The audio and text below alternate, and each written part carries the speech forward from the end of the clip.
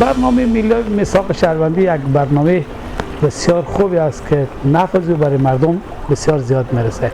دغه کوم کار چې وس په سوی ده او دغه پروژه په تطبیق سوی ده د موږ د اوبو ضایعات په سلو کې 80% را کنترل سوی دي. برنامه به نام ملی میثاق شهروندی آمد و من بیام باز میام شورا شدم و 3 ماه 4 ماه اولا میگفتم البته نمیتونم میرفتم بعد دیدم که نه به خدا میشه ما اینجا از این استعدادی که داریم استفاده بکنیم و کسایی هم هستن ما رو حمایت بکنن و من خیلی انگیزه پیدا کردم. ما میخواهیم که حالی با کمک میثاق شهروندی با کمک برادرایی که با ما آشنایی زحمت ها کشیدن رنج ها کشیدن با ما چند مراتب ایرا تعریف کردن حالا ما میخواهیم که فقیر پایین به جای فقیر ببریم فقیر ثانی به جای متوسط ببریم متوسط به جای غنی ببریم. ما خیلی از این برنامه میثاق شهروندی خوشیم خیلی خوشیم.